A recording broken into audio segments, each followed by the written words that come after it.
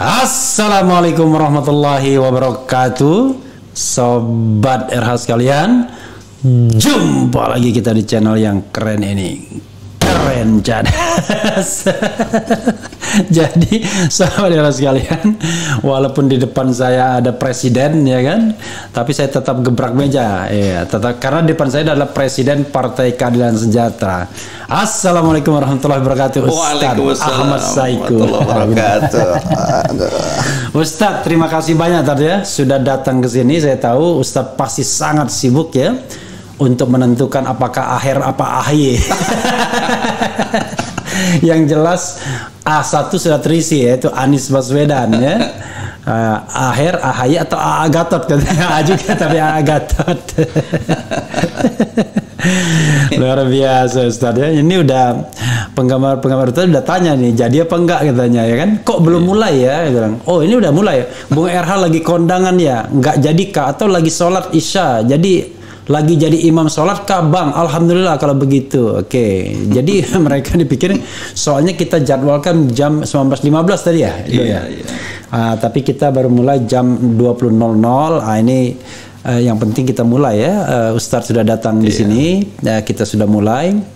Ustadz. Iya. Tadi Herzaki datang ke sini, juru bicara Partai Demokrat. Iya. Saya mulai dengan pertanyaan yang ngeri-ngeri sedap.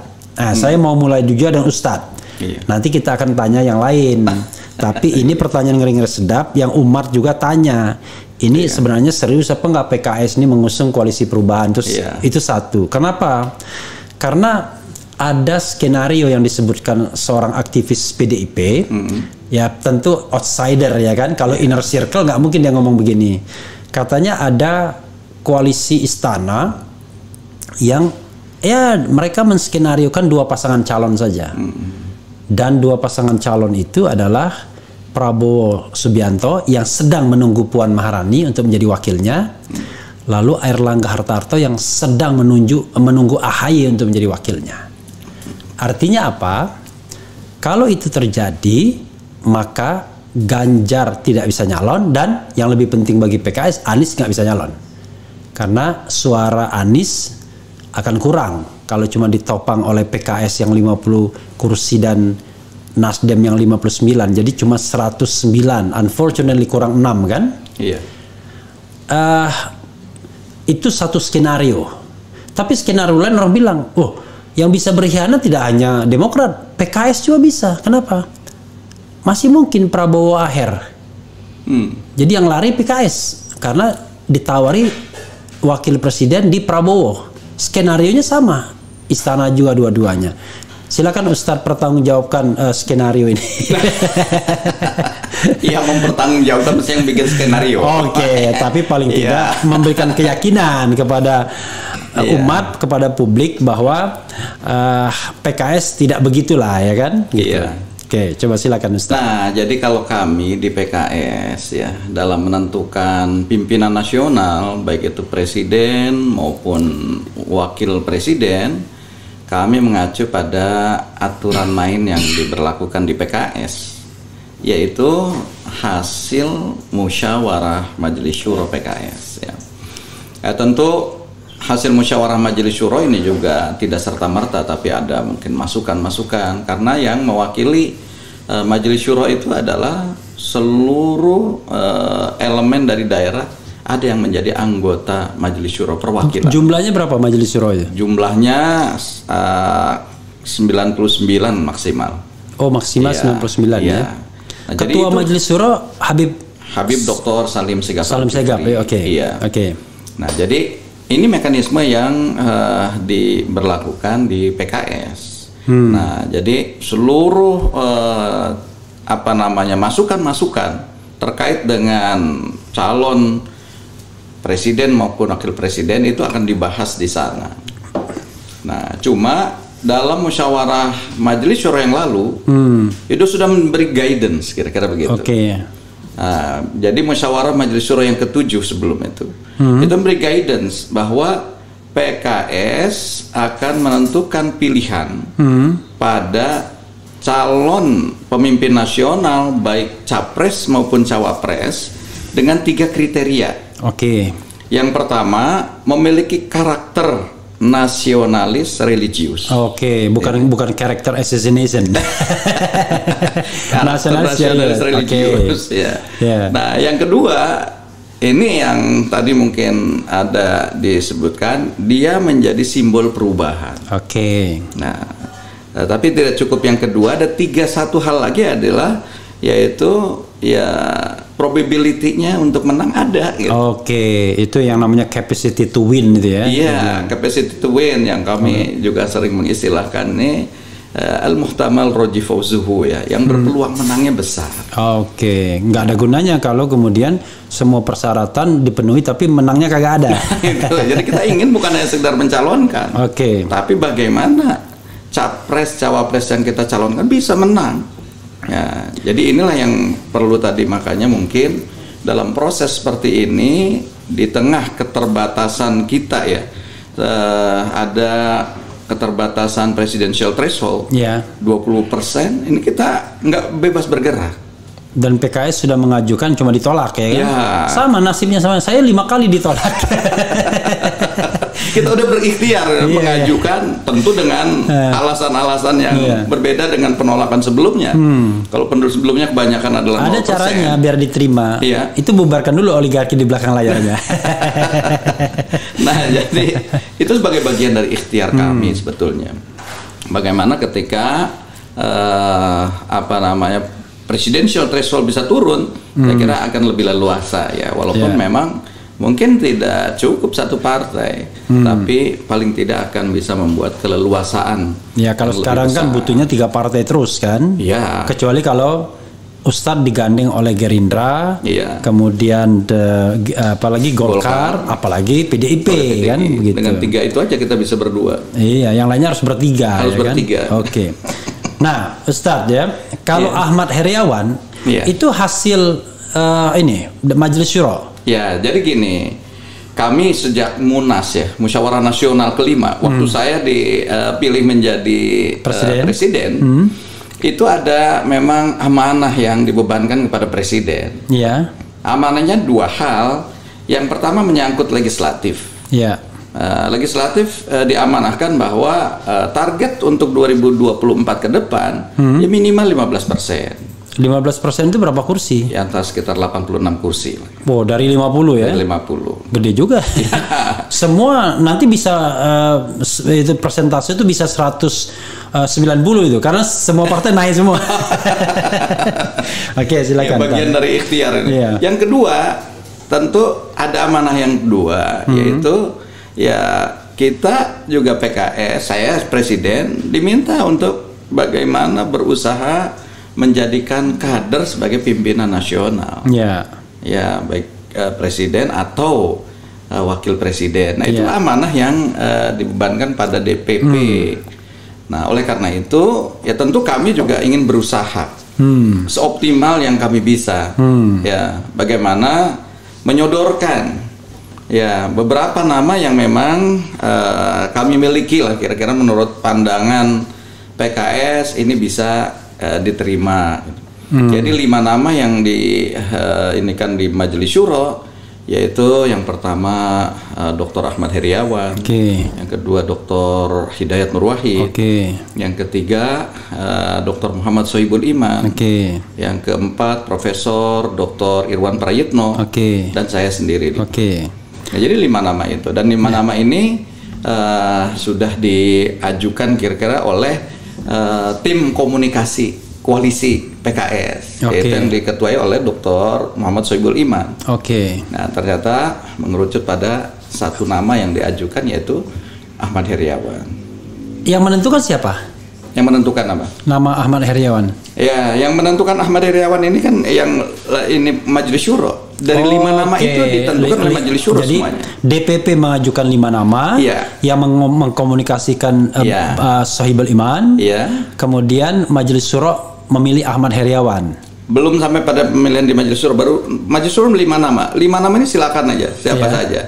Tetapi kan kita melihat bahwa suasana di penerimaan publik. Nah, jadi kita melihat penerimaan publik ya dari hasil yang kami amati, teliti pada sosok figur Ahmad Heriawan. Gitu.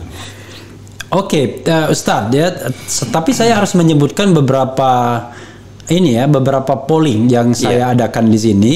Ini bukan polling beneran. Karena yang peserta yang ngisi pollingnya itu sampai puluhan ribu. Ada beberapa polling yang saya ingin sebutkan, tapi sebelumnya saya sambil tanya tadi ya, sambil mencari pollingnya karena scrollingnya ke bawahnya agak panjang. Maklum tiap hari Refli Harun Channel update video terus kan. Jadi kalau kita cari polling yang dulu-dulu itu agak lama ya, di bawah. Ribet. Ustadz, PKS ini memang nggak seperti partai lain ya, di mana ketua DPP sangat berpengaruh gitu ya. Iya. Jadi kami ini kan kolektif kolegial ya. Dalam artian untuk menentukan pimpinan hal-hal yang sangat strategis. Dan penentuan capres cawapres adalah menurut kami hal yang sangat strategis. Dan ini akan membawa negeri ini ke depan seperti apa. Oleh karena itu penentuan ini adalah di musyawarah majelis syuro.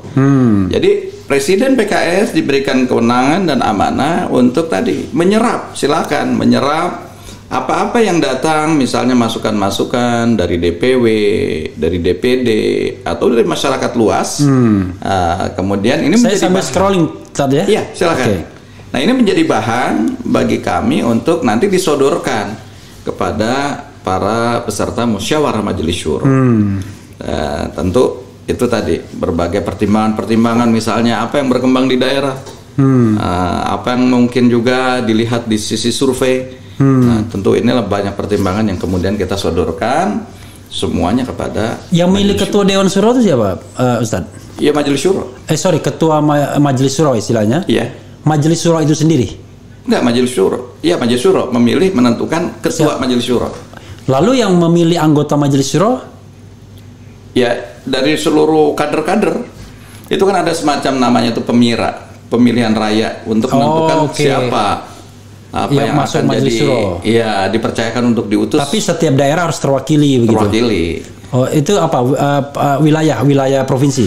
Wilayah, daerah dan provinsi. Oh, jadi kabupaten kota juga. Iya, jadi kalau kabupaten kota kan jumlah kabupaten kota 500. Jadi nggak seperti itu ininya. Jadi ada per blok gitu ya. Di mana penentuannya berdasarkan jumlah kader yang terbanyak di mana. I see. Jadi pokoknya maksimal 99. Iya. Dan sekarang terisi semua 99 itu. 99 kalau ada yang meninggal kita ganti itu.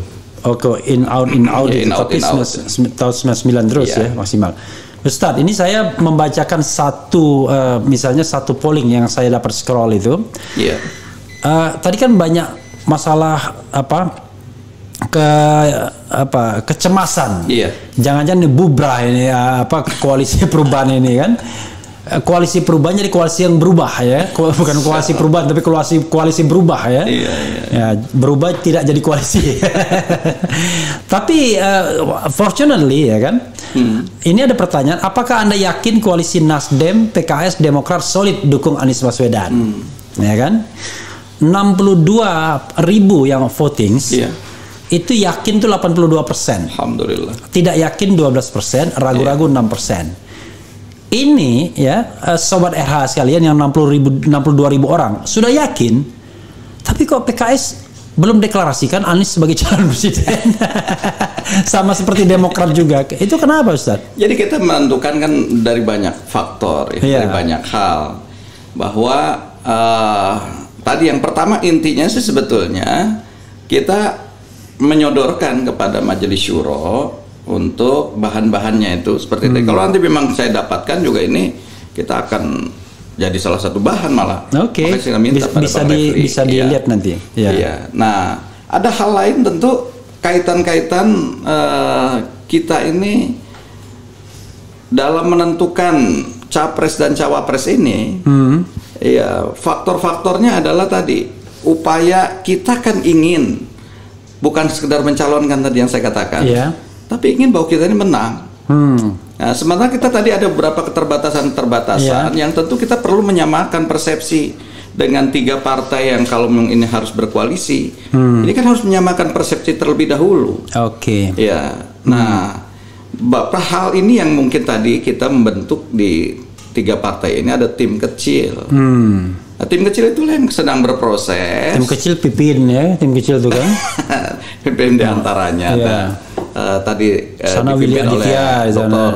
Muhammad Soebul Iman. Nah ini yang sedang mematangkan karena banyak hal diantaranya terkait dengan proses pembahasan itu dimatangkan, antara lain pertama adalah menyangkut kalau presiden calonnya mungkin sudah disepakati misalnya, tetapi kan kaitan dengan mekanisme partai. Calon wapresnya kan belum. Oke. Tapi kan walaupun sudah disepakati di tim kecil itu calon presidennya Anies ya kan? Tapi kan di masing-masing partai belum diputuskan. Iya, makanya itu. Kecuali Nasdem ya. Makanya ini kan harus menjadi satu kesatuan yang utuh. Kalau bahwa ini adalah 3 partai yang siap untuk mengusung itu, tapi belum satu kesepakatan pada misalnya cawapresnya. Oke. Yang kedua kesepakatan pada platform pemerintahan ke depan itu seperti apa. Ya, jangan sampai kemudian baru dirumuskan platform itu ketika sudah pada kemenangan baru dirumuskan.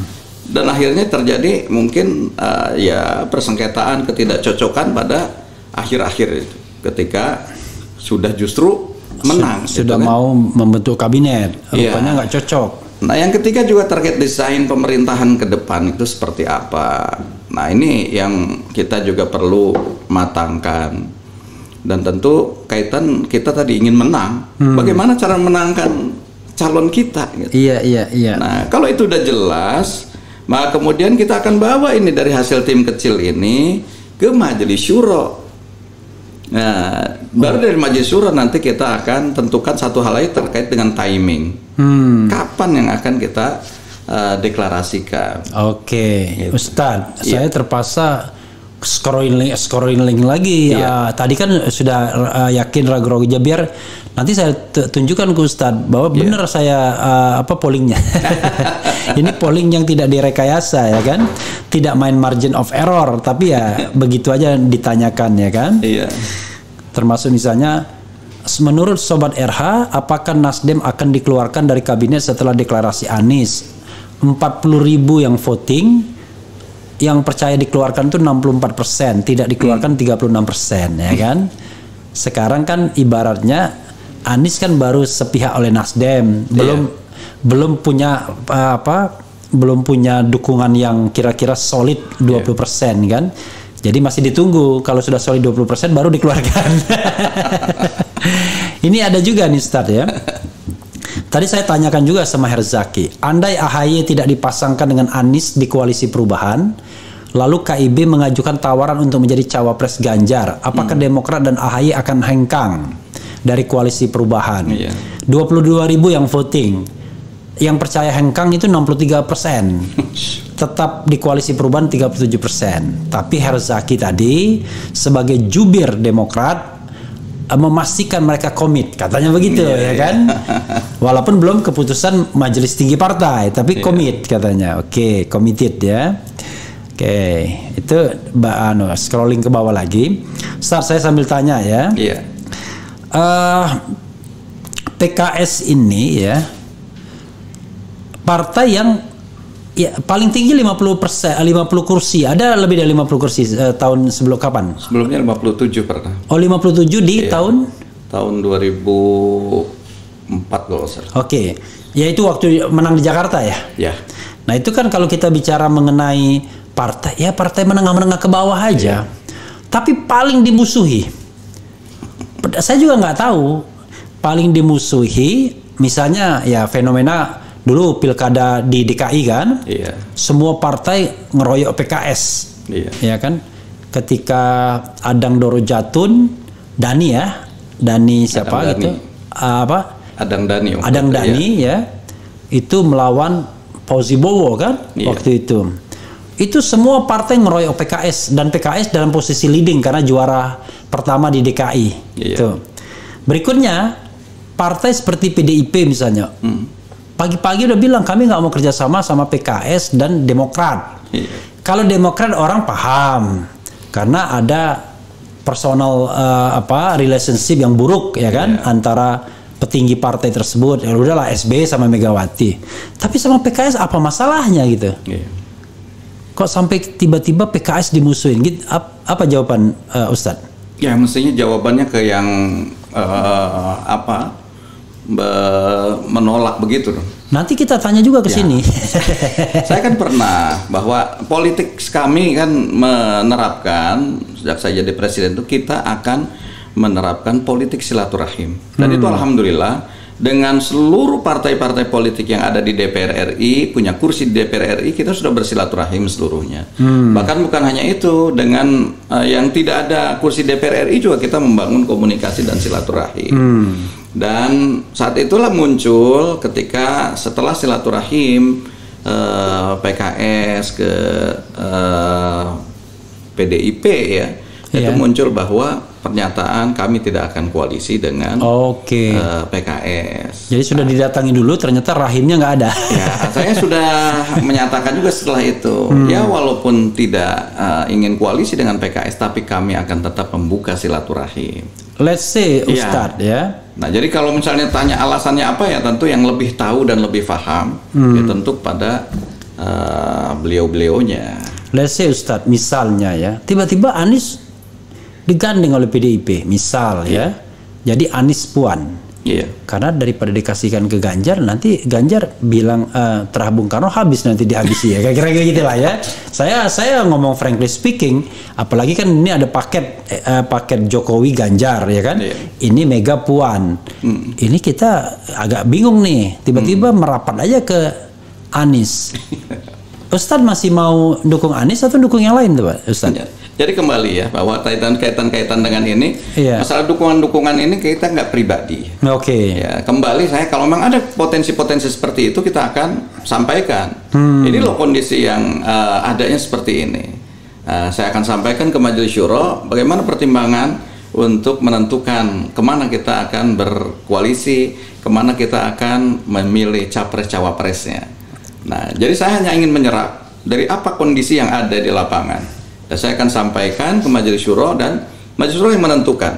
Artinya PKS nggak main pokoknya gitu ya? Kita tidak ingin hanya sekedar ini, tapi kita ingin sampaikan dan hasil musyawarah ini insya Allah akan bisa menjadi lebih berkah bagi kami begitu. Di sini ada juga pertanyaan Ustadz ya. Kalau Luhut jadi cawapres Anies, kan ada yang menyebut Luhut tuh, kata Rocky Gerung yang paling cocok tuh Luhut tuh. Semuanya terpenuhi tuh. Capacity to win katanya, capacity to govern, capacity to unite, even capacity to handle koboi-koboi Senayan ya kan. Katanya, tapi 51.000 yang voting Ustadz.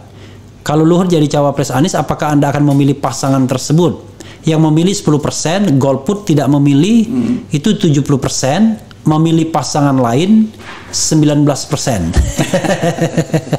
Rupanya tidak memilih golput ya, ya maksud itu. Oke. Dan ini yang agak menarik. Jadi ketika kita simulasi saya scrolling ke bawah, tapi saya ingat angkanya, cuman saya tidak ingat berapa yang voting.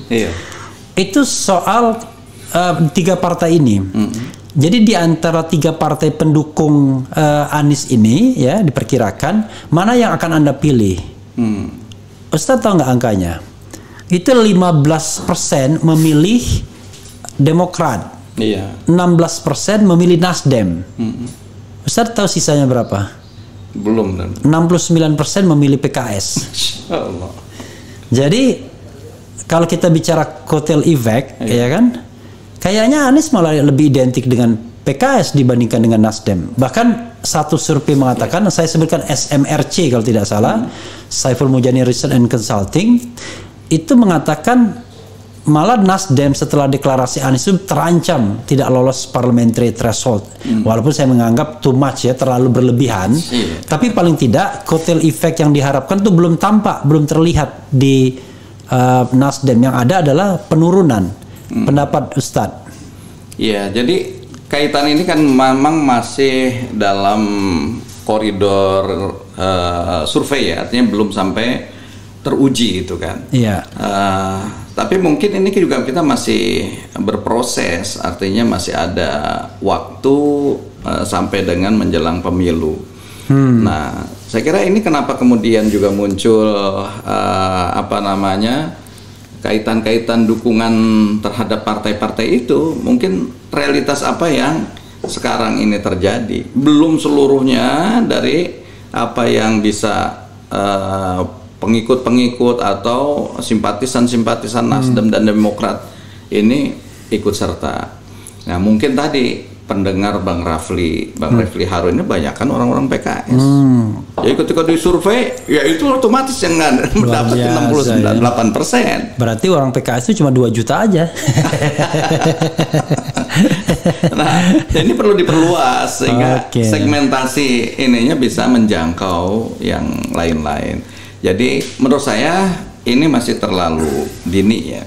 Nah, oleh karenanya kita beranjak sebetulnya pada upaya-upaya yang lebih realistis. Bagaimana justru 3 partai ini semakin mengkaji, mendalami, dan menyelesaikan berbagai masalah-masalah terkait dengan tadi yang saya sampaikan, hal-hal yang perlu dibahas di tim kecil itu. Tapi yang saya lagi scrolling juga, tapi saya bisa pastikan karena tadi saya baca juga di depan Herzaki. Ketika saya sodorkan Ahmad Heriawan ya, unfortunately mayoritas mengatakan nggak cocok. Jadi ini dulu, mana yang Anda pilih? 37.000 yang voting, Anies AHY atau Anies Hovifah, ya kan? Saya sengaja 2 ini karena sebelumnya Ahmad Heriawan sudah ditolak. Ternyata orang masih memilih Anies AHY 80%, Anies Hovifah 20% dari 37.000 voting. Tentu kita nggak bicara representatif dan lain sebagainya kan, tetapi paling tidak itulah. Walaupun survei juga mengatakan 1.200 representatif, atau karena ini pakai metode ilmiah, multi-stage, random sampling dan sebagainya, whatever ya kan. Tetapi intinya adalah kalau kita bicara tentang distribusi itu kan dalam angka tertentu sudah ajak biasanya ya. Jadi itu bisa juga dikasih gambaran gitu sebagai sebuah gambaran. Walaupun kalau pesertanya Refli Harun Channel itu udah pasti menang, itu PKS juara 1 dan Anies jadi presiden. Nah, disitulah saya ingin memberikan gambaran bahwa yang lebih penting dari itu adalah masalah kelegowoan dan kenegarawanan dari masing-masing partai ini. Taruh tadi masing-masing partai menentukan siapa yang akan mendampingi Pak Anies.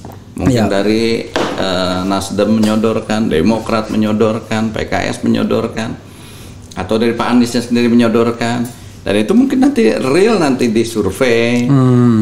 Setelah itu ya memang ini yang misalnya berpeluang menang. Fulan si A, ya semuanya harus legowo.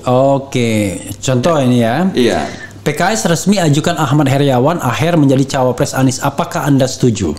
Sebelumnya ada polling, bukan survei, polling yang mengatakan akan memilih PKS 69%. Saya uji lagi. Ternyata 41.000 yang voting, yang setuju 31% saja, yang tidak setuju 69%. 69 juga enggak. Jadi coba lihat nih, saya nggak merekayasa nih. Tuh, lihat tuh. Ya kan? Jadi angka ini pertanyaannya kan netral aja ya kan, tidak insinuatif ya kan. Cuman menanggapi berita. Ternyata mayoritas mengatakan AHER tidak cukup dari sisi popularitas. Saya boleh nggak kritik Ustadz langsung? Sedikit. Boleh, silahkan. Boleh ya. Kelemahan PKS itu kadernya kurang genit. Jadi kurang burung merak. Padahal ini realitas contest of popularity kan. Kalau kita bayangkan misalnya ya, wah kalau saya kritik AHY dimarahin saya sama pencinta AHY. Tapi kan kita harus objektif. Ustadz pengen head to head antara AHY dengan AHER misalnya. AHER 2 kali jadi gubernur Jawa Barat, which is provinsi besar kan. AHY nggak pernah. Ya jadi pemimpin partai belum terbukti sukses juga. Kemarin kan anjlok Demokrat. Walaupun saya ngomong begini dimarahin sih saya sama pencinta AHY kan, tapi kan saya ngomong apa adanya. Tapi ketika di Sigi itu tetap menang AHY. Satu-satunya orang yang bisa ngalahkan AHY di polling RH channel ini cuma Gatot Nurmantio. Begitu saya kemukakan fenomenanya, langsung bilang, wah kamu kan tim suksesnya Gatot. berat. Ini yang perlu gue sebagai pertimbangan mungkin ya. Karena munculnya AHY kan sejak awal, survei sejak awal.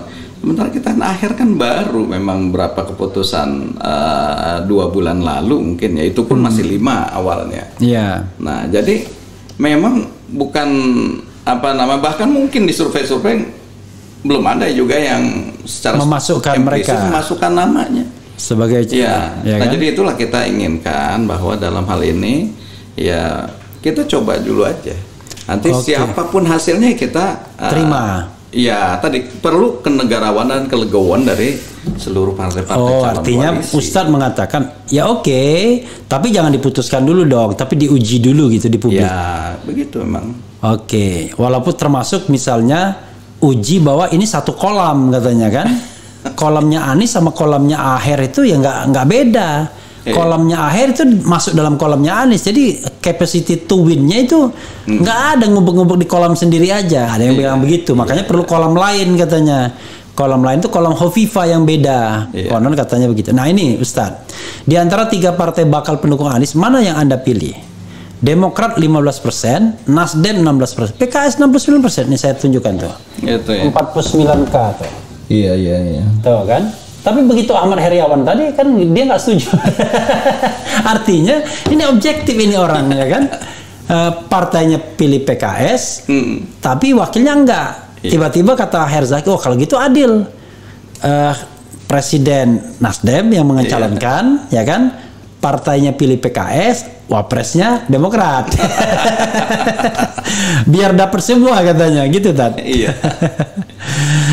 Ustadz, jadi kan orang akan bertanya konsistensi PKS ya.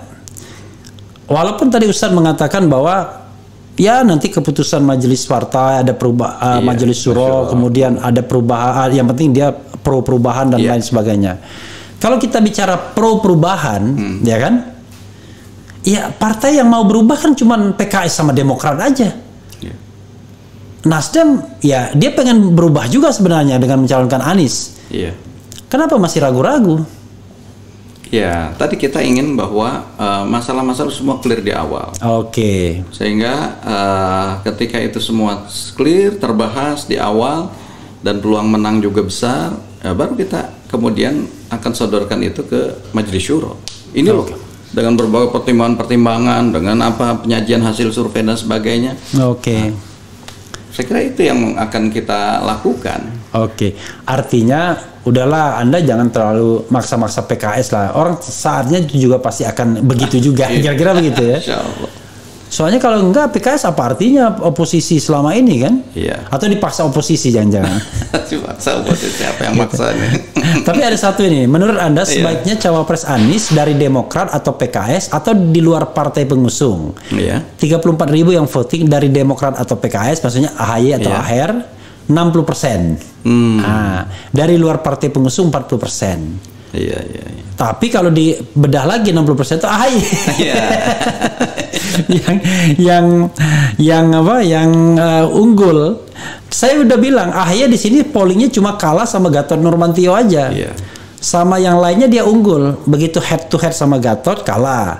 Anies Gatot, Anies AHY kalah. Nah, begitu saya kemukakan polling ini, waduh, karena kan kamu kan tim suksesnya Gatot, karena dari kami, apa urusannya? saya ucapkan semua calon-calon wakil presiden yang kira-kira, bahkan Luhut pun saya ucapkan di sini kan. Nah, tetapi tetap orang memilih 2 nama itu, Gatot sama AHY. Tapi kan realitas politik sampai sekarang tidak ada komunikasi ke Gatot Nurmantio kan. Bahkan Anies pun tidak mengunjungi Gatot Nurmantio ya. Mungkin dilarang Surya Paloh, kita nggak tahu. Ustadz. Sebelum saya membacakan komentar-komentar Sobat Era sekalian, mungkin ini kadang-kadang keras, kadang-kadang kritik, kadang-kadang nanya.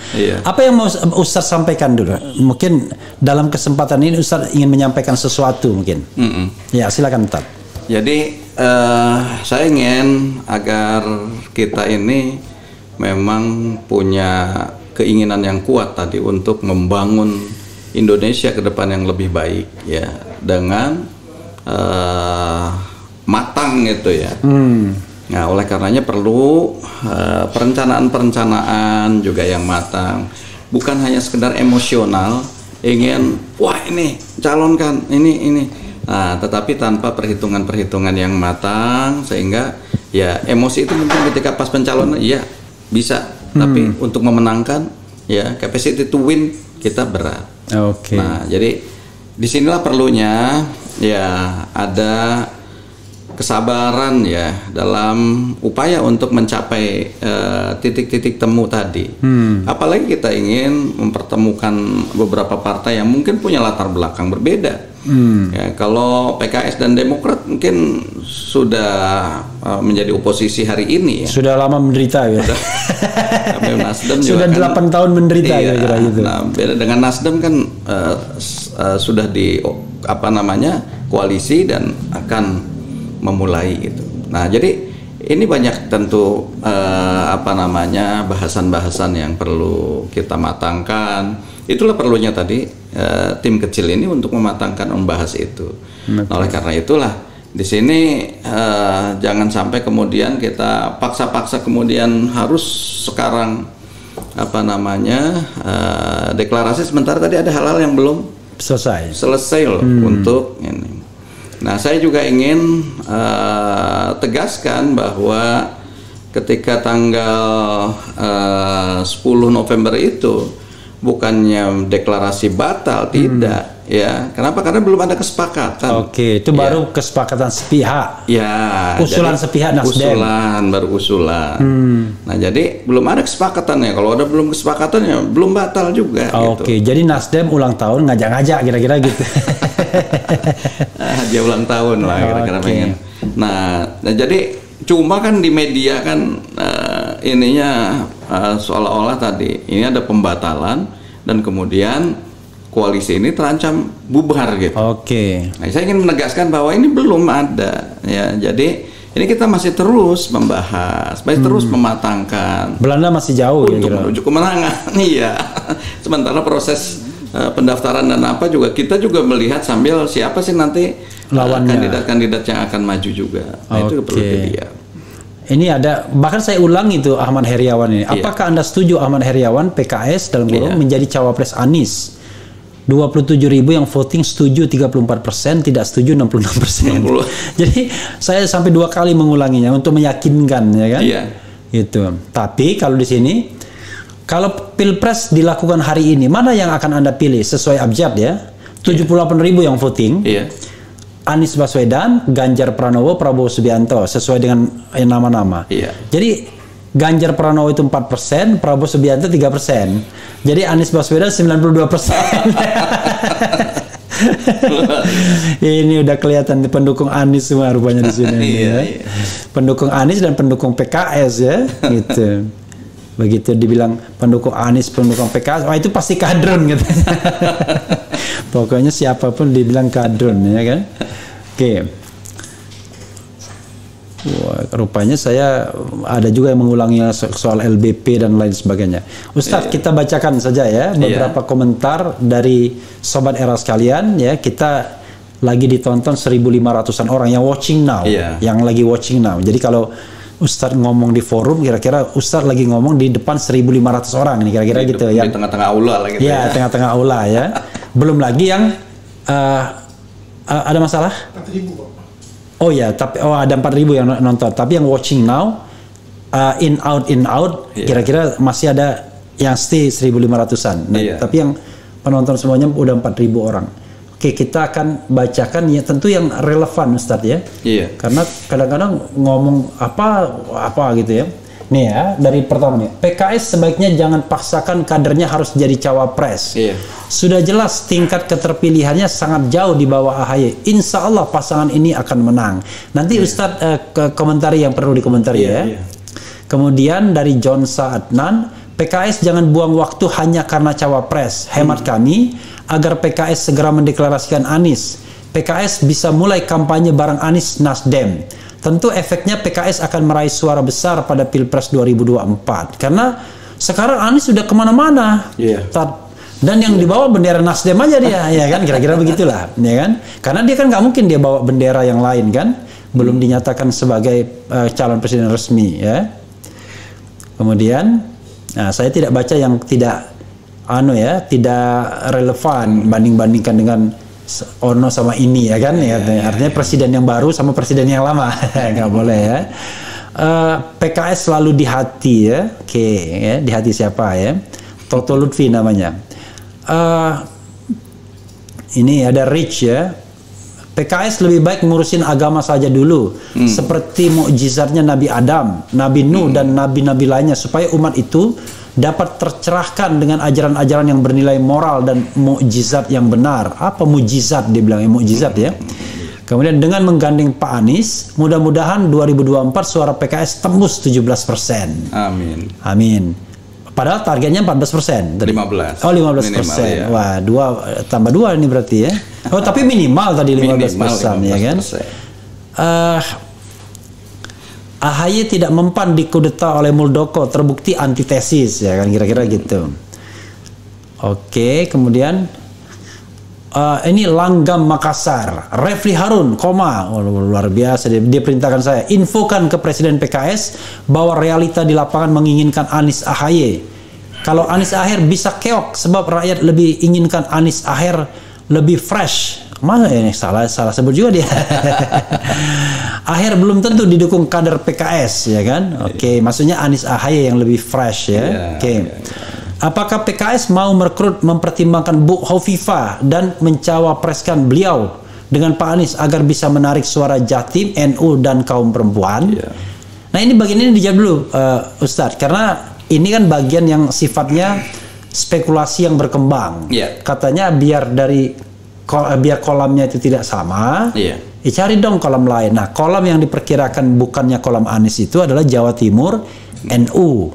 Kalau perempuan ya perempuan NU, kira-kira begitu ya. Kalau perempuan secara umum kan beda lagi. Silakan Ustadz, bagian ini dikomentari dulu. Ya, sebetulnya seperti yang tadi saya sudah sampaikan ya, bahwa kita berusaha sebagaimana yang diamanahkan Majelis Syuro ke saya untuk memunculkan kader PKS. Ya, kader PKS yang ada memang muncul 5 nama itu. Nah, tapi dari yang 5 nama itu yang tadi dilihat bahwa punya peluang diterima pasar secara baik tadi AHR ya, sehingga kita memajukan AHR itu. Nah, tetapi tadi kita juga realistis dengan kondisi-kondisi yang ada. Nanti itu kita bicarakan lah di internal koalisi. Jadi itu kalau memang nanti kita realistis tadi, kita sama-sama menjaga kenegarawanan gitu ya. Siapapun nanti yang diputuskan dengan berbagai pertimbangan-pertimbangan, tapi tujuannya satu tadi, al-muhtamal roji fauzuhu, yang berpeluang menangnya besar. Bisa jadi mungkin dari ya partai-partai yang mengusulkan juga bukan nama-nama itu. Bisa jadi ada nama lain yang mungkin punya peluang. Kalau dengan ini yang justru menang gitu. Nah, pembuktiannya di survei. Survei tentu ya, menjadi salah satunya survei. Salah satunya survei. Karena dengan begitu kita ya punya hal yang realistis dan kajian yang mendalam itu, bukan hanya sekedar satu perkiraan-perkiraan semata. Ini ya, pertanyaan dasar saya, apapun siapapun pasangan Anies, apakah PKS akan tetap mengusung Anies? Itu saja yang ditunggu-tunggu semua yang menginginkan Anies jadi presiden. Jadi Sobat Era ini nggak sabar. Mau apa sih pokoknya? Pokoknya bagi saya ini PKS tuh mau dukung Anies nggak? Kalau seandainya presiden wapresnya AHY atau wapresnya bukan AHY, kira-kira begitu. Atau wapresnya bukan PKS atau PKS, gitu sebenarnya. Ya tadi kan kriteria Yanti udah sangat jelas. Ada profil perubahan. Siapa kalau kita bisa menampakkan profil perubahan? Kalau profil yang berubah banyak. Nah, jadi sebagai saya katakan tadi ya dawabit ya, sebagai kriteria untuk mencari itu. Tapi kita belum memunculkan nama memang. Jadi kriterianya masuklah kira-kira barang itu. Jadi inilah yang kita munculkan. Nanti nama dan sebagainya tadi akan diputuskan dalam satu musyawarah Majelis Syuro setelah berbagai pertimbangan-pertimbangan tadi dimasuk. Artinya in term of requirement kriteria itu nggak ada masalah. Ya, tapi apakah kemudian akan dimunculkan kapan itu soal lain ya kan namanya. Oke. Jadi gitu ya saudara sekalian, jangan paksa-paksa dong. Anies masuk kriteria tapi belum diputuskan Majelis Syuro, sama seperti Majelis Tinggi di Demokrat belum memutuskan juga. Oke. Sikap legowo seorang politikus seperti yang dicontohkan PKS ini andai ditiru lainnya tentremlah negara Indonesia ya. Amin ya. Kemudian saya yakin PKS akan legowo siapapun cawapresnya ya, sok tahu dia ya. Tapi dia udah tahu, lihat pengalaman kali. Pengalaman di DKI. Iya. Di beberapa tempat. PKS jadi pendorong mobil mogok aja gitu ya kan. Kapan lagi jadi pemainnya, dia jadi pendukung doang ya kan. Kemarin malah wakilnya dari Gerindra, calon presidennya Gerindra juga. PKS suruh dorong ya kan. PKS partai yang terlalu lama puasa karena memilih oposisi bertahun-tahun. Saatnya Bergen naikkan posisi tawar ya, luar biasa ya. Anies Ridwan Kamil kayaknya jos itu ya. Apa bedanya sama Anies Aher kalau begitu ya? Kurang lebih sama lah ya. Satu kolam. Selamat malam Bung Refli dan Ustadz Saiku. Saya dari Sumbar. Pertanyaan saya, apakah demi kemenangan koalisi perubahan PKS bisa legowo menerima wapres di luar PKS? Ya, sama bolak-balik begitu aja. Jadi jawabannya ya itu juga. Kondisi di luar kita pertimbangkan, masukan-masukan kita sampaikan ke Majelis Syuro ya kan. Nanti Majelis Syuro yang akan memutuskan. Oke ya. Makanya tanya yang lain ya kan. Oke. Nah, si Refli, namanya bukan Refli lagi, si Refli pecatan yang sakit hati akut, nggak ada kaitannya ya kan. Jadi kalau saya dihina-hina orang, saya bacakan Ustadz, biar dosa saya berkurang. Siap-siap kalah kalau Aher dan PKS ngotot mau cawapres. Jadi ini mohon maaf nih, orang yakin benar kalau Anies Aher nggak akan laku, kira-kira gitu.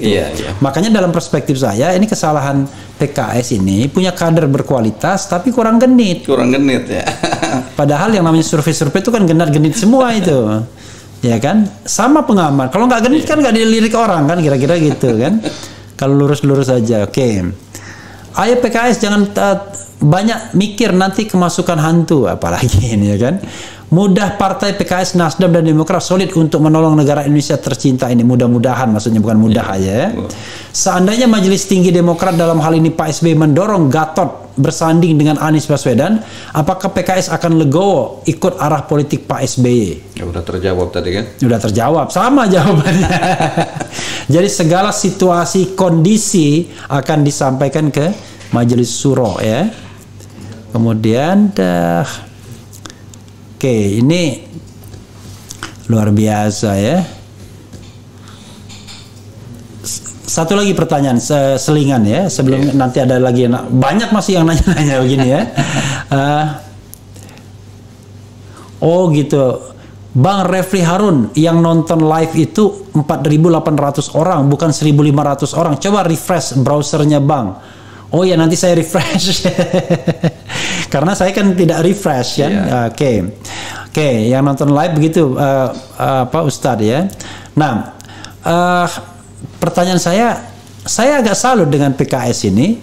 Satu-satunya partai di Indonesia yang nggak pernah ribut pemilihan ketua umum cuma PKS atau pemilihan presiden. Jadi Ustadz presiden ke-7 ya. Kalau presiden ke-7, ke-6 SBY ya kan? Ke-7 itu Megawati kan? Ke-7 itu bener sama-sama 7. Pak Jokowi ke-7 itu. Ya kan? Jadi Ustadz sebelumnya Pak Sohibul Iman. Sebelum Sohibul Iman Pak Anies. Oh, Anies Mata. Oh, Anies Mata pernah jadi presiden juga ya? Kemudian Pak LHI. Oh, LHI ya, Lutfi Hasan Ishak. Kemudian Tifatul Sembiring nomor 5. Sebelum ini kemudian Al-Muzammil. Oh, Al-Muzammil masa transisi. Oh, transisi ya. Oh, baru kemudian yang wali kota Depok siapa? Nurmalwi Ismail. Oke. Oh, Al-Muzammil itu sebentar berarti. I see. Jadi sudah 7 presiden sama dengan sejarah Republik Indonesia ini. Tapi mereka Pak Hidayat Nur Wahid. Delapan berarti. Jadi 8 jauh lebih banyak PKS ya. Pak Hidayat Nur Wahid ya pernah jadi presiden PKS. Pak Hidayat kapan ya? 2004. Penggantinya itu Pak Muzamil. Oh, Muzamil yang peralihan ya. Iya. Pak Hidayat, baru Pak Tifatul Sembiring, baru Pak LHI. Iya. Oke.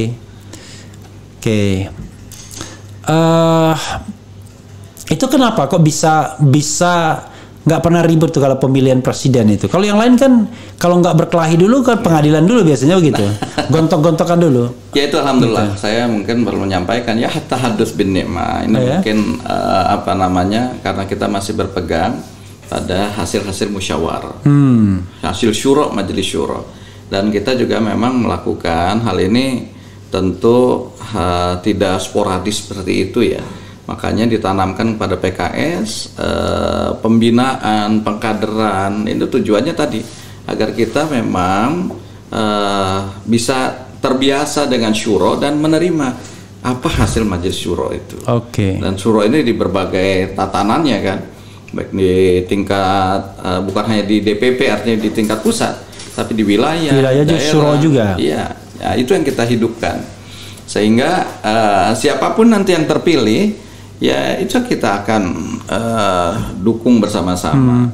Dan selama ini alhamdulillah nggak terjadilah riak-riak. Saya juga mungkin kalau yang pemilihan yang terakhir ya, termasuk mungkin orang yang nggak diperhitungkan, namanya nggak pernah muncul. Syuro itu one person one vote ya? Ya, one person. Kalau tidak musyawarah mufakat, one person one vote ya? Ya. Jangan bilang one man one vote. Tapi majelis syuro ada perempuannya? Ada. Oh ada ya, makanya betul kan one person one vote jadinya. Oke. Itu syuro itu meniru sistem mana itu Ustaz? Iya, kita membuat ini memang di anggaran dasar kita menghidupkan itu semuanya. Kalau kita mengacu kepada ini juga kan founding father kita kan kenapa nama juga majelis permusyawaratan rakyat? Enggak father semua. Enggak father semua. Ada Maria Ulfa apa-apa. Founding parents ya. Yeah. Itu juga melihat sebetulnya sejak awal itu kepentingan tadi semua dibicarakan musyawarah mufakat. Dengan kekeluargaan. Cuma seringkali tadi ada penyalahgunaan, penyalahfahaman terhadap klausul-klausul itu. Nah, kita ingin itu kembalikan pada hal yang real, yang benar. Bahwa dengan musyawarah yang tentu tertuntun dengan nilai-nilai Pancasila. Jadi antaranya nilai-nilai sila pertama lah, ketuhanan yang Maha Esa, yang bisa menjadi bimbingan agar itu bisa betul-betul menuju pada hasil syuro yang penuh keberkahan. Nah, itu yang kita upayakan untuk pegang itu.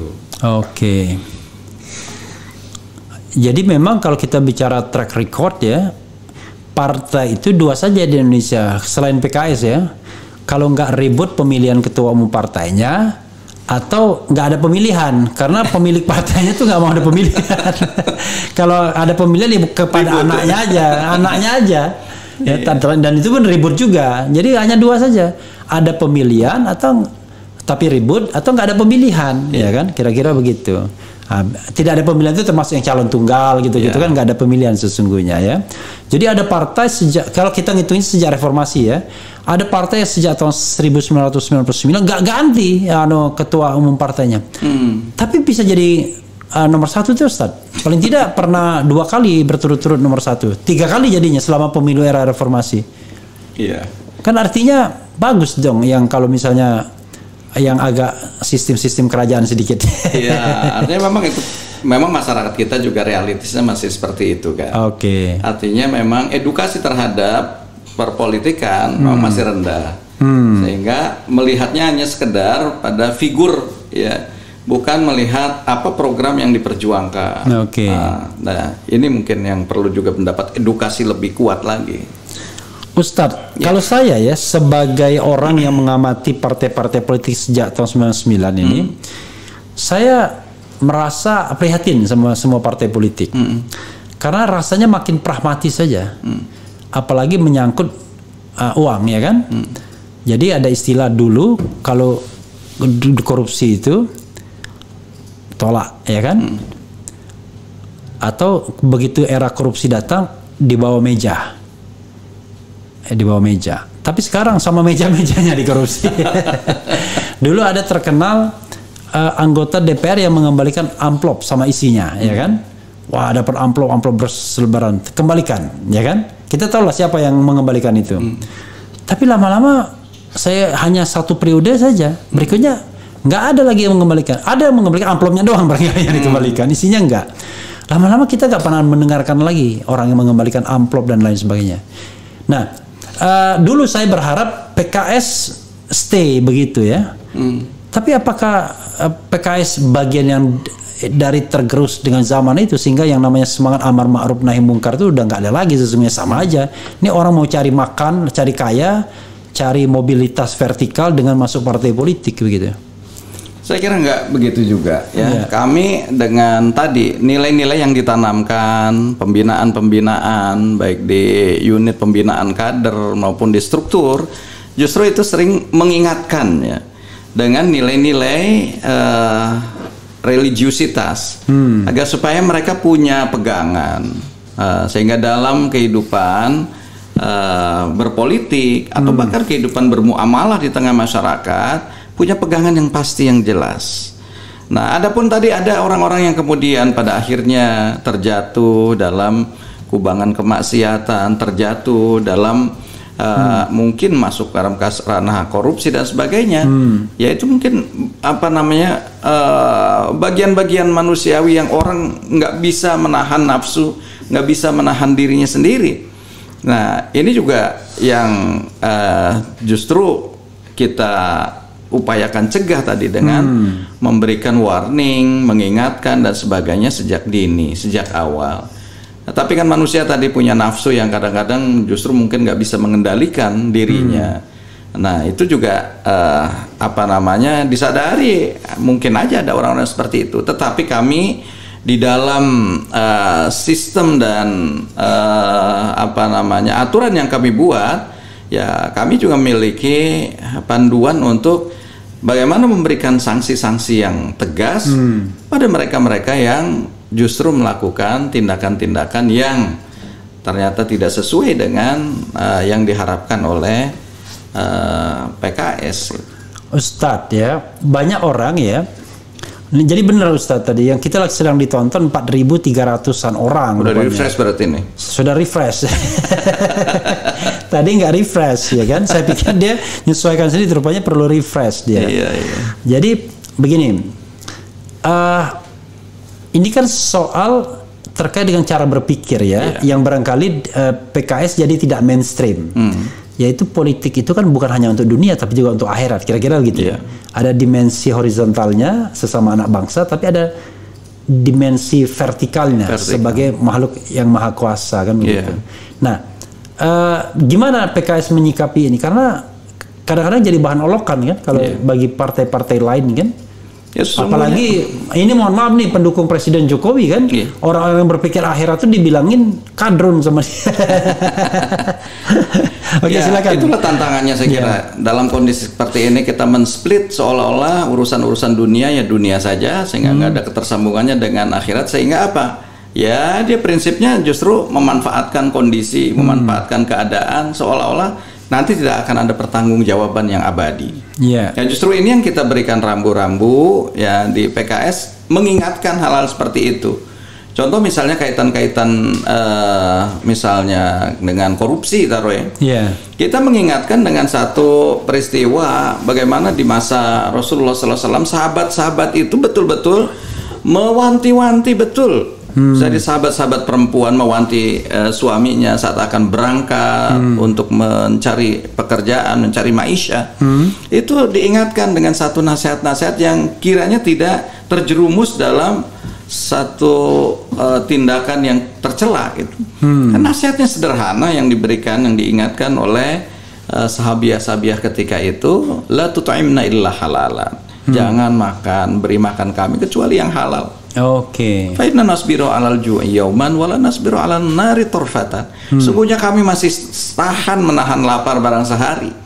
Tapi yang kami nggak sanggup justru berada di api neraka walaupun cuma sejenak. I see. Nah, ini kan nilai-nilai religiusitas yang menyambungkan dengan nilai-nilai ilahiyah. Kalau kita nggak percaya dengan yang nanti akan kita diminta pertanggungjawaban, ya udah, orang akan berbuat sesuka hatinya, semau-maunya saat hidup di dunia ini. Kalau sekarang kan begitu pulang nggak bawa duit, gimana kira-kira gitu ya. Ini nggak tanya lagi pokoknya halal atau haram, yang penting uangnya ada gitu ya. Iya. Nah, karena di generasi muda kesannya ya, generasi muda itu ada religiusitasnya, mulai kan ada jiwa-jiwa religius itu. Iya. Tapi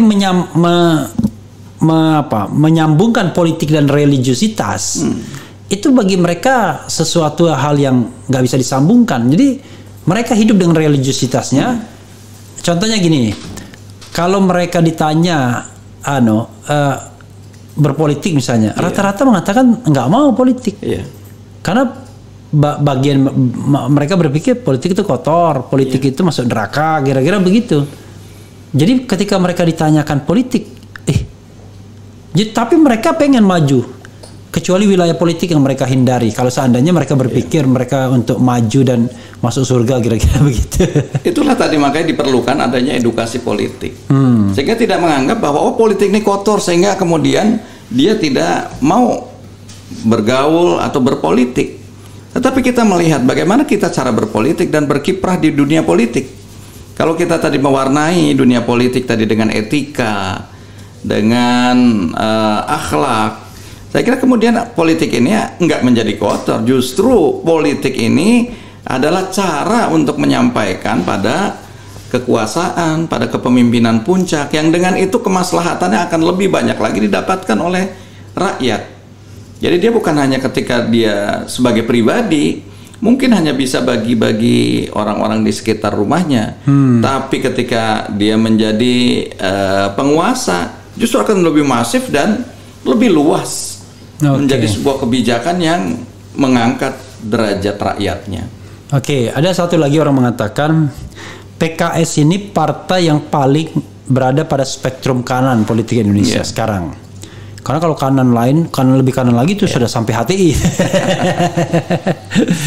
Jadi kanan, batas kirinya PDIP. Kalau lebih kiri lagi ya itu PKI, kira-kira begitu kan. Kalau kita bicara spektrum politik ya. Karena itu orang kan berusaha menariknya ke tengah ya, agar lebih moderat misalnya. Nah, orang mengatakan fenomena politik di Indonesia ini yang mengusung Islam itu makin lama kok makin gak laku ya, Ustadz ya. Artinya berdasarkan fakta yang ada, coba lihat partai nomor 1 siapa? PDIP ya, bukan partai Islam. Partai nomor 2 Gerindra, dari sisi suara Gerindra ya, bukan partai Islam. Partai nomor 3 Golkar, bukan partai Islam. Ini dari sisi suara, bukan kursi. Partai nomor 4 Nasdem, bukan partai Islam. Partai nomor 5 PKB, tapi koalisinya nggak suka dengan partai Islam, kira-kira gitu. Partai yang Islam tapi koalisinya kan dia nggak suka dengan PKS, maunya kan sama PDIP, selalu dia dengan partai nasionalis gitu. Nomor 6 Partai Demokrat, bukan partai Islam. Nomor 7, 8, 9 baru partai Islam. Itu pun yang 9 hampir nggak lolos parliamentary threshold. Jadi makin lama partai yang platformnya Islam atau berbasis massa Islam ini makin tergerus loh Ustadz. Iya. Makin tidak laku gitu. Kalau itu melihatnya hanya dari satu partai saja. Iya. Tapi ketika digabungkan di antara beberapa partai-partai Islam, ya hampir juga jumlahnya sama lah dari. Ya memang ceruk seperti itu. Enggak dong, enggak mungkin sama. Ya misalnya tadi dari 3 partai Islam yang seperti P3, PAN, PKS, PKS 50, PAN 44, baru 94, ditambah 19, 104, 113, 113 ditambah 50, 163, ditambah 8, 171 cuman partai Islam. Tambah PKB tadi. Iya, sudah PKB 171. Padahal jumlah anggota DPR 575 ya sekarang. Ya, jadi itu realitas yang ada, memang terjadi seperti itu. Itulah makanya PKS ya ingin berusaha keluar dari middle party trap, kira-kira begitu. Iya. Makanya ketika Munas yang kelima itu dicanangkanlah target yang memang agak fantastis, saya kira itu untuk bisa lompatan seperti itu besar. Ya, tentu ini ya berat tentu ya. Kemarin berapa persen kalau persentase suara? 8,21. Jadi masih single digit ya? Iya. Kita ini mau double digit. Double digit. Tapi ini mungkin kan kita perlu effort yang luar biasa, berat. Nah, oleh karenanya kita ingin juga tadi, kalau tadi pangsa pasar mungkin selama ini ceruknya di kanan, kita ingin tadi seperti kata Bang Refli bahwa ya ada ceruk-ceruk yang di tengah juga yang kita akan coba ambil dan usahakan. Gitu ya. Iya. Iya, walaupun tidak mudah ya, karena orang mikir, aduh masuk PKS ya, nanti takut disuruh jadi imam sholat nggak bisa apa-apa. Soalnya begitu Ustaz, kalau kita kumpul ya kan, bagian baca doanya, dulu pernah saya kumpul di rumah, sekarang udah almarhum ya, nggak perlu disebut namanya. Ada dari PKS, ada Anies juga waktu itu, tapi Aniesnya nggak datang ya. Nah di rumahnya itu, pas buka puasa kan, begitu masuk, begitu melihat PKS, gampang ada PKS ya. Jadi begitu ada PKS itu gampang itu, artinya aman gitu ya. Begitu nggak ada PKS bingung dia, cari tukang doanya kan bingung dia nanti. Gitu. Tapi kan PKS ini kan partai yang non Muslim pun bisa masuk kan? Boleh. Karena nggak boleh eksklusif kan, memang undang-undang politik harus terbuka kan. Karena saya pernah menemukan di Papua sana non Muslim ya anggota PKS gitu ya. Oke. Ustaz, ada lagi yang mau di-share Ustaz sebelum saya membacakan? Ya mungkin nggak banyak karena akhirnya kan orang mengkerucut tinggal menunggu. Ini Aniesnya gimana gitu. Silakan Ustaz kalau masih ada yang ingin disampaikan. Iya, ya tentu PKS hanya ingin tadi mohon doa dari sahabat-sahabat sekalian, sobat RH. Mudah-mudahan proses-proses yang tengah dijalani ini akan bisa lebih mudah lah untuk kemudian menuju pada harapan-harapan kita semuanya. Dan ini yang kita terus ikhtiar, insya Allah kita terus ikhtiarkan upaya untuk meneguhkan, mengokohkan koalisi yang ada. Ustadz, saya membayangkan ya ketika berdiskusi dengan 3 partai ya. Iya. Kalau saatnya sholat pasti PKS itu yang jadi imam. Gitu. Tapi yang saya pikirkan adalah gimana PKS itu menerjemahkan nilai-nilai Islam itu ke dalam platform ketiga partai calon pengusung Anies itu. Iya. Apa yang dimau PKS itu apa? Sebetulnya kita kan sudah membuat platform pembangunan ke depan. PKS sudah membuat platform sejak tahun 2007 kalau nggak salah. Nah kemudian diperbaiki, direvisi pada tahun 2014 sekitar itu. Nah jadi dari situlah kita ingin justru menerjemahkan ya platform ke depan. Nah tadi perlu ada penyesuaian dengan partai-partai yang lain. Biar ada meeting of mind ya kan. Nah kalau nanti itu ada titik temu, nah itu mungkin ketika nanti kita mengimplementasikan di pemerintahan kan akan bisa lebih solid. Misalnya hal yang krusial yang tidak ada dalam pemerintahan sekarang ini atau masa lalu apa misalnya? Sesungguhnya di platform yang PKS ini pada 3 hal ya. Menyangkut masalah platform pembangunan di ekonomi, kemudian di sosial budaya, dan pada sektor-sektor yang seperti keamanan apa segala macam itu. Nah jadi itulah sesungguhnya platform yang dibawa oleh PKS yang memang sudah kita rancang jauh-jauh hari. Kalau ingin nanti kita masuk dalam pemerintahan, nah inilah yang kita sodorkan. Misalnya di bidang ekonomi apa platform yang paling penting? Ekonomi tanpa riba misalnya, tanpa bunga. Yang utama adalah kita ingin dalam masalah ekonomi yang berkeadilan sehingga mampu membawa kesejahteraan. Kenapa kemudian kemarin kita melakukan beberapa hal penolakan terhadap RUU yang diajukan oleh pemerintah?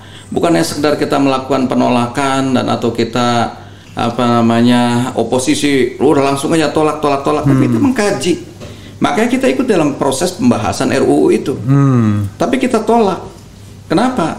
Karena misalnya ya ketika kita menolak haluan ideologi Pancasila, RUU haluan ideologi Pancasila, HIP, kita menganggap bahwa Pancasila ini sudah selesai dibahas oleh founding parents, udah selesai. Maka kalau kemudian nanti kita bahas kembali, itu akan justru mengurai hal yang sudah utuh menjadi benang kembali.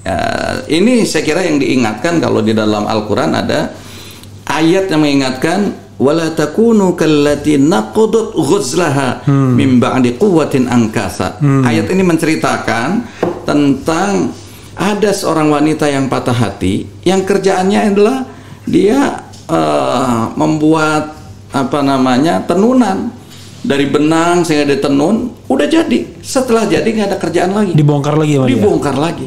Nah, kita nggak ingin itu yang ini yang tempat kita mikot itu kalau nggak salah, siapa namanya, yang di mikot di dekat Mekah itu apa, tempat kita mikot itu yang di berapa di luar Mekah kalau kita mau ini di masjid apa itu, Ja'rona.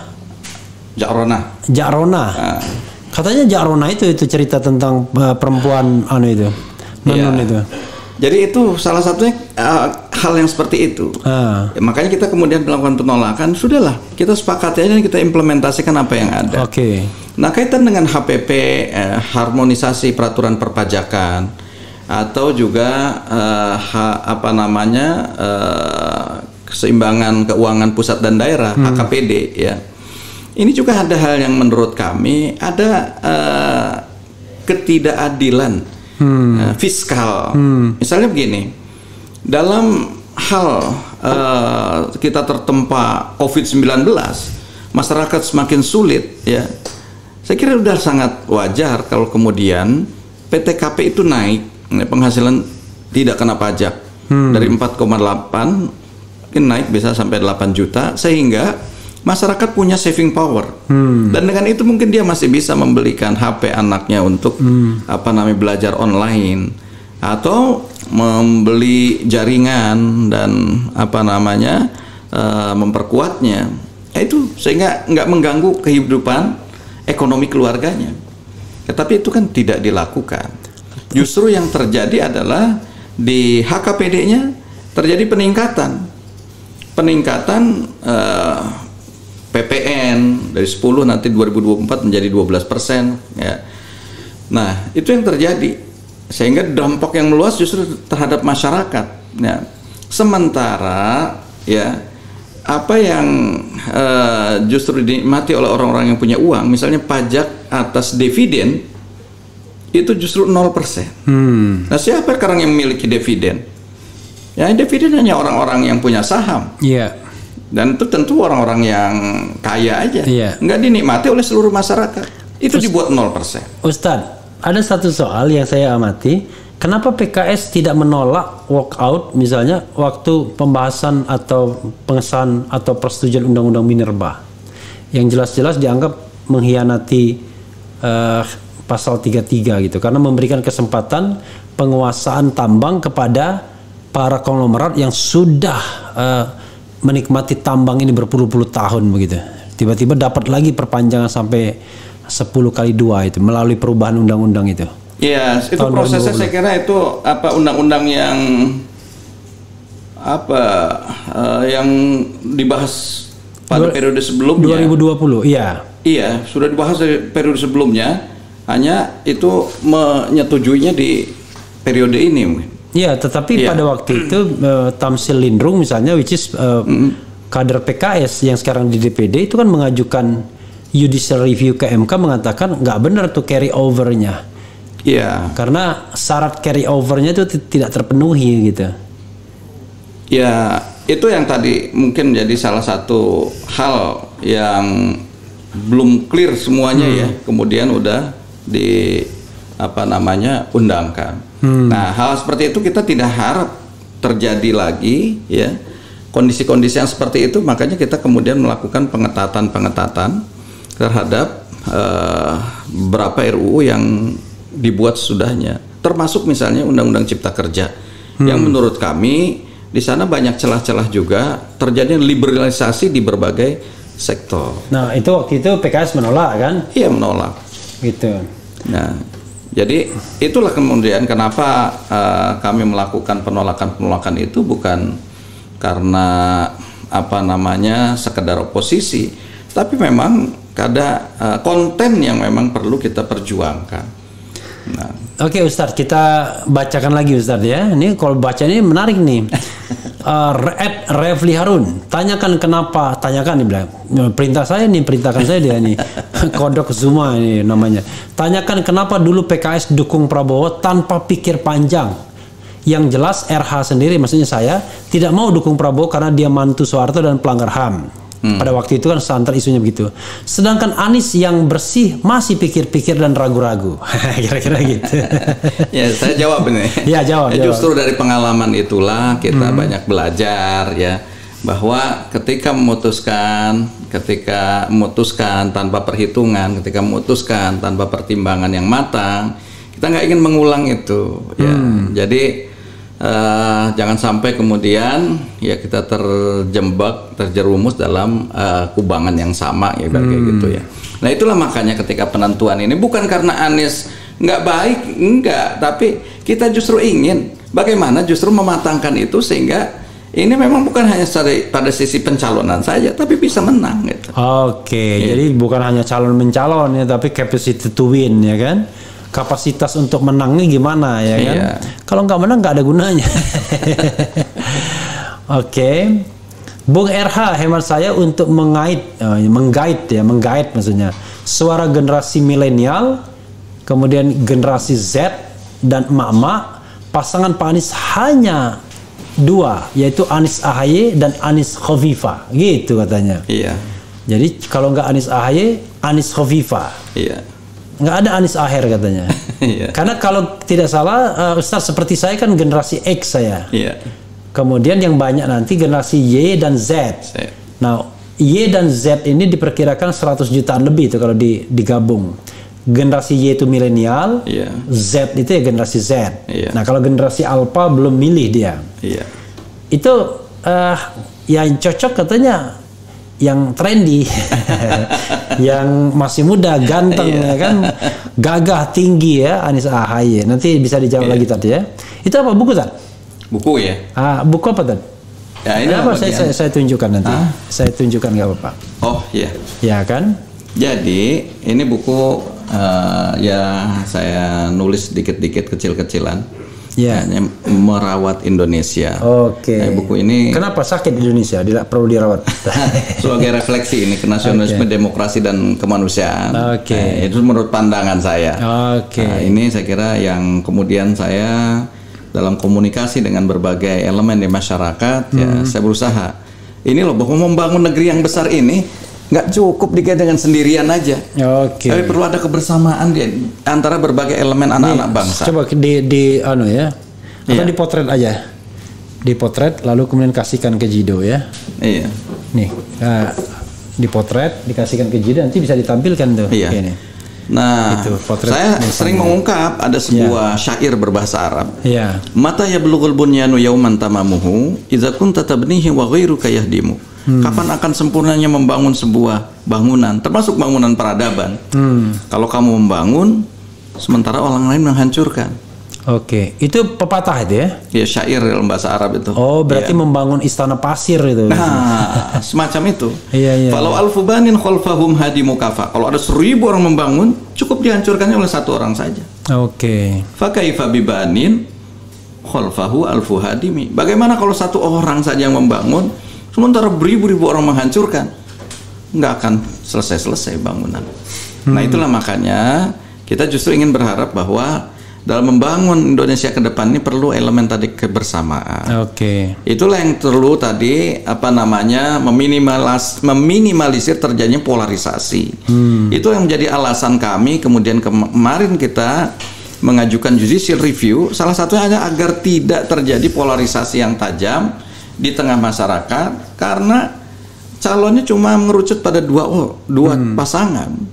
Nah, tapi dengan tadi ada 3 atau 4 pasangan, sehingga bisa lebih meredam ya terjadinya polarisasi di tengah masyarakat. Posisi PKS ingin lebih dari 2 pasangan tentunya. Iya tentu begitu. Oke, biar jangan kayak kemarin ya cebong kampret.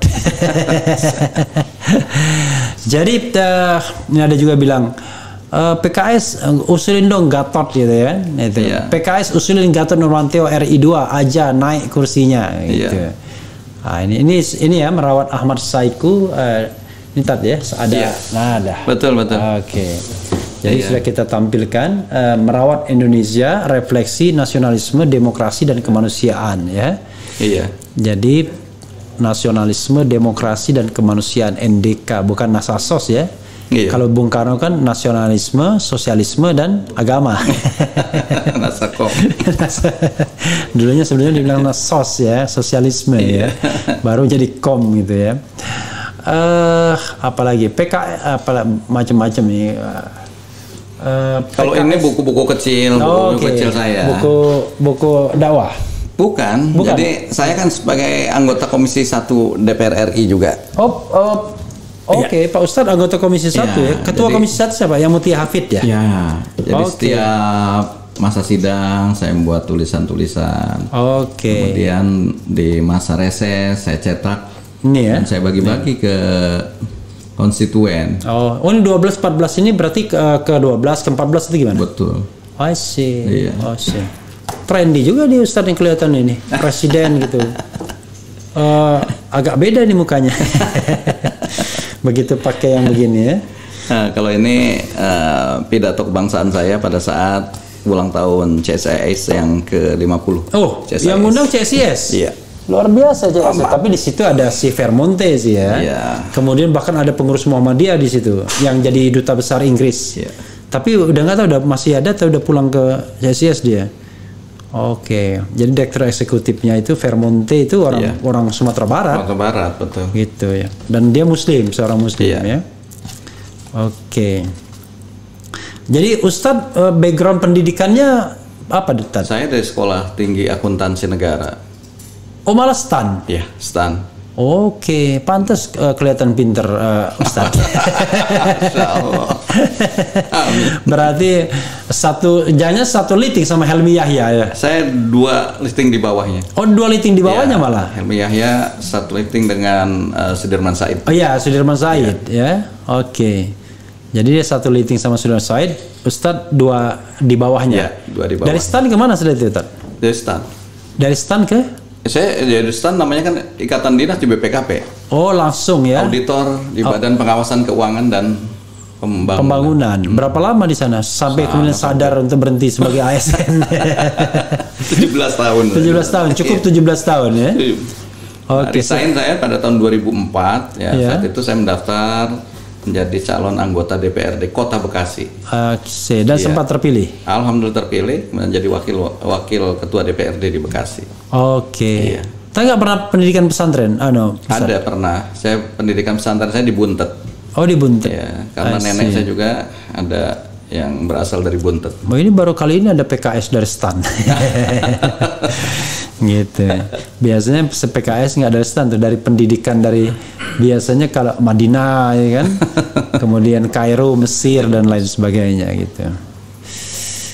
Ustadz, jadi kalau kepemimpinan PKS berapa lama itu Ustadz? Kalau kepemimpinan kita atur setiap 5 tahun berganti. Ini Ustadz tahun keberapa? Saya tahun ketiga. Oh jadi tahun berapa terpilihnya? 2020 ya? 2020 ya. Oke, 2020 ya. Sampai 2025. Oke. Itu banyak sekali yang komentar, saya sendiri bingung sampai membacakannya kan. Iya. Anies presidennya, PKS partainya, seluruh Indonesia pemenangnya, luar biasa ya. Iya. Semoga PKS selalu bersama Pak Anies ya. Amin. Kalau kita lihat waktu ulang tahun PKS yang sempat rame di tahun ini ya, kalau nggak salah tahun ini. Iya. Tahun ini ya. Iya. Yang saya katanya saya mau diundang tuh sebenarnya kalau itu. Waktu itu nggak bisa, saya kebetulan ada di Bekasi, ada di kafe mana saya lagi podcast juga. Iya, iya. Itu Pak Anies datang kan, Iya. memberikan sambutan. Itu memang lazim ada tokoh politik memberikan sambutan atau itu sinyal-sinyal sebenarnya sudah? Ya beliau kan sebagai kepala daerah. Oke, tapi kan ulang tahun nasional ini, masa apa kepala daerah yang memberikan sambutan? Iya kan adanya di wilayah Jakarta. Oke, karena biasanya kan yang lainnya yang datang kan presiden biasanya. Walaupun terakhir Nasdem nggak datang Seluruhnya kita presiden. berikan porsi untuk bicara. Kalau yang datang pimpinannya, makanya itu Pak Zulhas datang kasih speech. Oke. Kemudian juga Pak Muhaimin Iskandar. Oh, itu speech semua ya? Iya. Karena yang saya tahu cuma Anies doang yang ramai kayaknya. Semua termasuk Bang Sandiaga Uno datang juga. Kita berikan kesempatan untuk bicara karena kita tadi ingin justru merajut kebersamaan di berbagai elemen anak-anak bangsa itu. Tapi yang nggak datang ada kan? Ada juga. Jadi tidak dari 9 partai parlemen itu ada yang nggak datang kan? Ada yang nggak datang. Ada, oke. Iya. Partai pemenang pertama. Oke. Kalau PKS tak dukung Anies Rashid Baswedan, tenggelamkan di pemilu 2024. Udah main ancam-ancam aja. Pak Ustadz ada acara setelah ini? Setelah ini ya. Oke, silakan Pak Ustadz closing statement. Karena saya udah kasih di pinggir saya udah kasih tanda-tanda, kayak time out.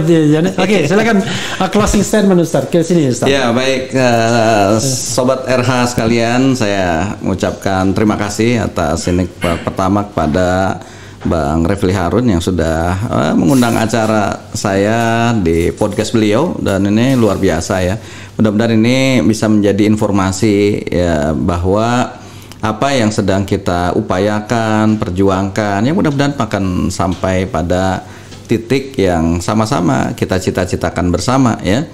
Adanya pencalonan ini bukan hanya pada ya sampai titik pencalonan, tapi justru kita ingin bagaimana bisa capacity to win the election, memenangkan itu. Dan kalau personnya saya kira sudah memiliki capacity to govern ya, sudah memiliki itu, dan to united, saya kira ini sudah kita mudah-mudahan teruji di tingkat nasional juga. Nah jadi teruslah optimis sambil tentu kita berikhtiar basyariah manusiawi seperti ini, dan tentu yang lebih penting tentu kita tadi, karena bagi PKS ini hanya ikhtiar manusiawi, segalanya tentu kita akan ikhtiar samawinya dengan menyandarkan kepada Allah Subhanahu wa taala. Wa man nasru illa min indillah. Tidak ada pertolongan, tidak ada kemenangan kecuali kalau Allah Subhanahu wa taala mengizinkan untuk itu. Oleh karena itu perkuatlah tadi hablum minallah, perkuat hablum minannas, insyaallah Allah berikan kemenangan dan Indonesia ke depan akan bisa menjadi lebih baik lagi. Amin ya rabbal alamin. Amin ya rabbal alamin. Ya, jadi sobat era sekalian, tidak terasa kita sudah 1,5 jam ya, hampir kurang 2 menit bicara dengan Presiden PKS Ustadz Ahmad Saiku ya, kadang-kadang dibilang Kiai Haji Kiai Haji Ahmad Saiku. Dan mudah-mudahan apa yang sobat era sekalian maui itu segera terlaksana ya. Kan maui Anies kan kalau yang mendukung Anies, tetapi yang paling penting adalah Indonesia jauh akan lebih baik mudah-mudahan dengan kepemimpinan 2024 ke depan oleh siapapun yang memenangkan Pilpres ke depan. Dan mudah-mudahan PKS tetap lolos parliamentary threshold tentunya. Amin, amin. Dengan 15% ya kan. Amin. Wassalamualaikum warahmatullahi wabarakatuh. Waalaikumsalam warahmatullahi wabarakatuh. Makasih Bang Refli.